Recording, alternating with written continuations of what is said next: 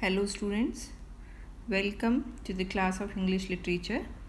In previous 3 videos, we have read Chesterton's views regarding the advantages of old age. Chesterton has given many examples from history to prove his point. Proverbs and the human history offer us practical wisdom, but people fail to understand that wisdom. As Chesterton writes, we had been told that the Roman Empire declined or that the Spanish Empire disintegrated, but no German ever really applied it to the German Empire and no Briton to the British Empire. The very repetition of these truths will sound like the old interminable repetition of the truism. यानी ये सच्चाई जो बार बार हमारे सामने repeat हो रही है, ये ऐसे लग रहा है कि इनटर्मिनेबल नॉन स्टॉपेबल रिपीटिशन है ट्रूइज्म का, ट्रुथ का. And yet they are to me at this moment like amazing and startling discoveries, for I have lived to see the dead proverbs come alive. Here author wants to say that these things are repeated to me again and again, but now at my old age I am able to understand that these all things are really new for me. They are like amazing and startling discoveries. यानी आज मेरे लिए ये सारी चीज़ें इस क्षण पे एक हैरान करने वाली डिस्कवरी, खोज की तरह है. For I have lived to see the dead proverbs come alive. क्योंकि मैं जी रहा हूँ ये देखते हुए कि कैसे dead proverbs, the proverbs which were useless for me during my young age are now alive for me. यानी मैं देख रहा हूँ कि कैसे dead proverbs जो है वो जीवित हो रही हैं. So here Chesterton wants to say that in our old age we are able to understand the value of proverbs, the real meaning of these proverbs which were useless for us during our young age. This, like so many of the realization of later life, is quite impossible to convey in words to anybody who has not reached it in this way. Here Chesterton wants to say that if we want to understand the real meaning of proverbs, for that purpose we need to go to old age. This is like so many of the realization of later life. ये later life के उन बहुत से realization की तरह ही है. Is quite impossible to convey in words, जिसको किसी को भी हम शब्दों में नहीं समझा सकते. उस व्यक्ति को who has not reached it in this way, यानी जो अपनी एज को क्रॉस करके उस अवस्था तक नहीं पहुंचा है, उसको ये शब्दों में व्याख्या करके नहीं समझाया जा सकता. It is like a difference of dimension or plane in which something which the young have long looked at rather wearily as a diagram has suddenly become a solid. Here Chesterton has used a very interesting language to prove his point. He says it is like a difference of dimension or plane. ये बिल्कुल उसी तरह से है कि dimension और plane जो है उसमें जो डिफरेंस होता है, in which something which the young have long looked, यानी एक ऐसा पिक्चर है जिसे कि आप काफ़ी देर तक देख रहे हैं. It is said for young people कि एक यंग व्यक्ति जो है एक पिक्चर को, एक डायमेंशन को या एक प्लेन को लगातार देख रहा है. रादर वियरली, टायर्ड हो गया उसको देखते देखते, एज अ डायग्राम, एक डायग्राम के रूप में. एंड दिस डायग्राम है सडनली बिकम ए सॉलिड, और एकदम से वो जो डायग्राम दिखाई दे रहा था वो रियल थिंग बन गया है, सॉलिड बन गया है. तो वो कैसा लगता है, बिल्कुल वैसा ही यहाँ पर ये it is like a difference of dimension और प्लेन, और that is look like a diagram but it has suddenly become a solid और रियल थिंग. तो उसी रियलाइजेशन की तरह ये है कि कैसे प्रोवर्ब्स जो है हमारे लिए मीनिंगलेस थी. यंग एज में भी हम उन चीज़ों को देखते आ रहे हैं, सुनते आ रहे हैं, but in the old age the things which were useless for us, meaningless for us during our young age has become truth in our old age. It is like the indescribable transition from the inorganic to the organic, as if the stone, snakes, and birds of some ancient Egyptian inscription began to leap about like living things. ये बिल्कुल वैसे ही है जैसे कि inorganic का organic में transition हो गया है, और जैसे कि स्टोन के स्नेक्स और बर्ड्स जो कि एंशंट इजिप्शियन इंस्क्रिप्शन में थे. Here Chesterton is talking about fossils, कि जो इजिप्ट के फॉसिल्स हैं, बर्ड्स और स्नेक जो कि स्टोन के हैं, वहाँ पे फॉसिल्स जो है वहाँ पर उनके, they begin to leap about like living things, कि वो फॉसिल जो है वो एकदम से जीवित हो गए हैं और जीवित वस्तुओं की तरह कूदने लगे हैं. The things was dead maxim when we were alive with youth. It becomes a living maxim when we are nearer to death. Here paradox is used by the writer. He says the things was dead maxim when we were alive with youth. यानी हम जब जवानी के साथ जी रहे थे तो ये चीज़ें हमारे लिए डेड मैक्सिम, एक मरी हुई कहावत की तरह थी. It becomes a living maxim, लेकिन वही चीज़ें, वही बातें एक जीवित मैक्सिम की तरह बन गई है when we are nearer to death, जब हम डेथ के पास पहुंच गए हैं. Even as we are dying the whole world is coming to life. हम तो मृत्यु की और डेथ की ओर जा रहे हैं और दूसरी तरफ पूरा संसार हमारे सामने जीवित होता हुआ नज़र आ रहा है. Here Chesterton wants to see the same point again, that in young age the proverbs, traditions which were dead for us, they are coming to life, and we people are going towards our graves. Another paradox is this. दूसरा paradox यह है that it is not the young people who realize the new world, कि young लोग नहीं हैं जो कि नई दुनिया को realize करते हैं. The moderners do not realize modernity. आधुनिकता आधुनिक लोगों के द्वारा महसूस नहीं की जाती. सो दिस इज़ पैराडॉक्सिकल, कि आधुनिकता है और आधुनिक लोग जो है उसको महसूस नहीं कर सकते. The moderns do not realise modernity, they have never known anything else. Chesterton has proved his point, कि इस बात को उन्होंने आगे एक्सप्लेन किया है कि कैसे आधुनिकता को आधुनिक लोगों द्वारा महसूस नहीं किया जा सकता. Because they means moderns have never known anything else.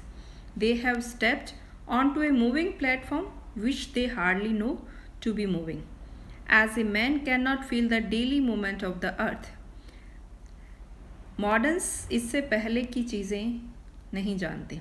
उन्होंने एक ऐसे प्लेटफॉर्म पर कदम रखा है जो कि मूव कर रहा था और उन्हें पता भी नहीं कि वो मूव कर रहा है. बिल्कुल वैसे ही जैसे कि एक पर्सन जो है अर्थ की डेली मूवमेंट को महसूस नहीं करता है, but he would feel it sharp enough if the earth suddenly move the other way. लेकिन वो उसे बहुत अच्छे से महसूस करेगा अर्थ की मूवमेंट को अगर अर्थ जो है अपना डायरेक्शन चेंज कर ले.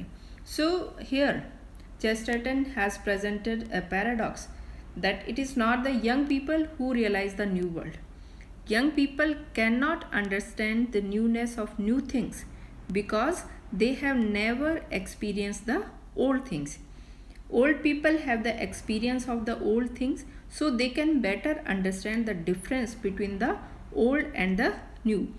As he further writes, the older generation consists of those who do remember a time when the world moved the other way.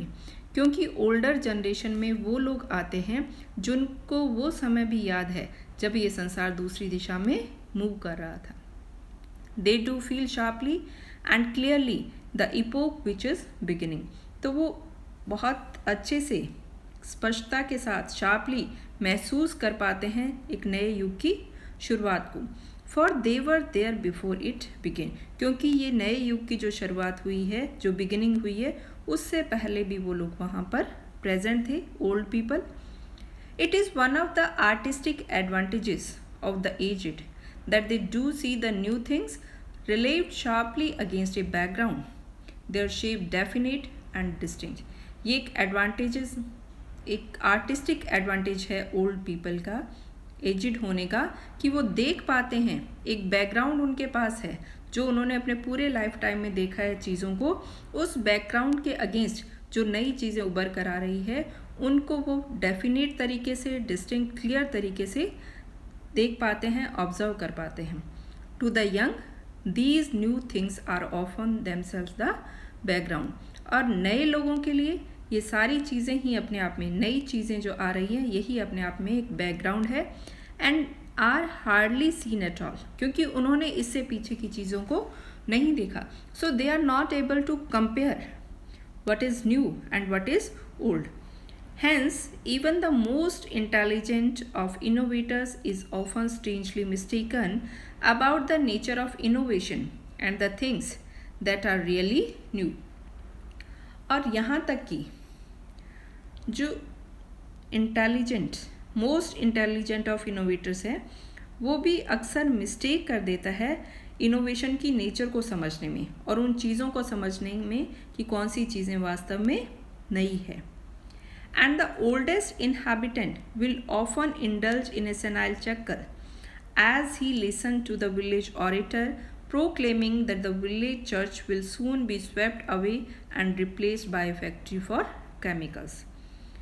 लेकिन जो एक ओल्डेस्ट इनहैबिटेंट है, एक ओल्ड निवासी है गांव का, he will indulge in a senile चक्कर. He will laugh as he listens to the village orator. जब वो गांव के वक्ता को इस बात को डिक्लेयर करते हुए सुनता है कि that the village church will soon be swept away, कि गांव के चर्च को बहुत जल्दी साफ कर दिया जाएगा और उसकी जगह ले लेगी एक केमिकल्स की factory. The church will be replaced by a factory for chemicals. So old people can understand if a new thing is really new or a comeback of old things. If someone says that these days people don't go to the church, so the village church would be replaced with a chemical factory, the oldest villager would say that in his childhood even fewer people went to church. यानी अगर ये कहकर church को replace किया जाएगा कि वहाँ पर बहुत कम लोग जाते हैं, तो ओल्डेस्ट पर्सन जो है वो इस चीज़ को अच्छे से रियलाइज़ कर पाएगा, क्योंकि उसने अपने बचपन में भी देखा है that there were very less number of people who used to go to church.